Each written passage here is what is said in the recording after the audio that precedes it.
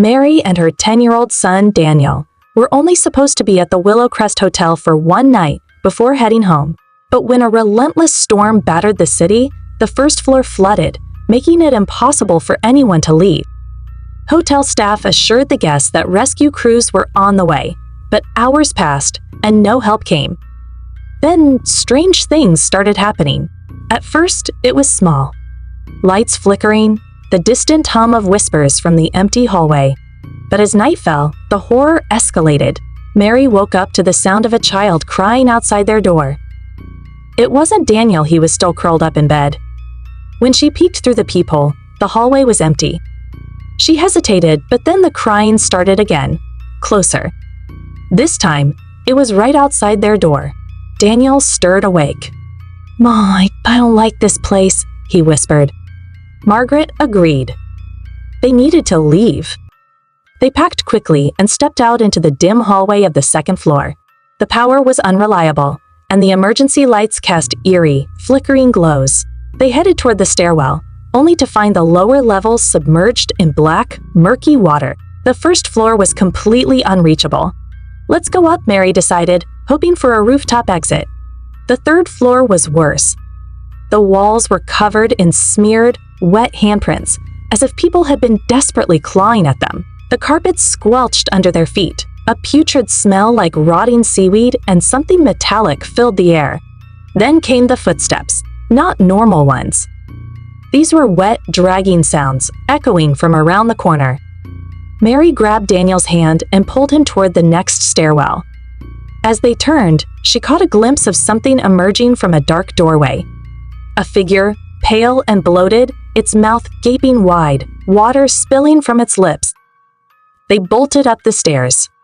The fourth floor was even stranger. It looked abandoned, dust-covered and forgotten, despite the hotel being fully booked. A distant, static-filled voice echoed through the hall. An old radio? As they crept forward, Daniel pointed to a door slightly ajar. Inside was a hotel room, untouched for decades.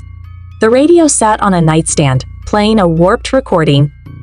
"They never left. They never left. They never left." The closet door creaked open, bright yellow eyes peering out the dark closet. Mary grabbed Daniel and ran for the stairs. Here on the fifth floor, the hall was lined with people. At first, Mary felt relief. Other guests? But as she got closer, she realized they weren't moving. They stood unnaturally still, facing the walls. Their clothes were tattered, their skin damp. One of them turned their head just slightly. A deep, guttural scream came from their throat. Mary and Daniel didn't hesitate. They ran to the next stairwell, not daring to look back. The sixth floor was silent. Too silent. They hurried down the hall, searching for another escape route. Mary tried a window, but it wouldn't budge. When she turned back, Daniel was staring at something down the hall. A woman in a soaked hotel robe stood there, her face sunken and hollow, her eyes locked onto Mary.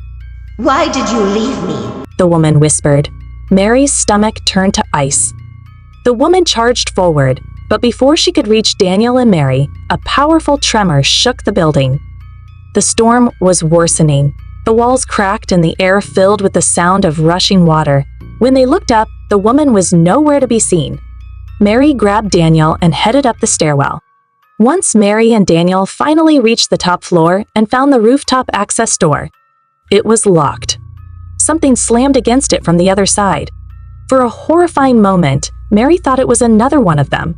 "Fire department? Step back!" The door burst open, and rescuers flooded in, pulling them to safety. As they were lifted into a helicopter, Mary looked back down at the hotel. In the windows, she saw them. Those horrible things on each floor were watching, waiting. And as they flew away, she swore she heard a voice whisper in the wind, "They never left."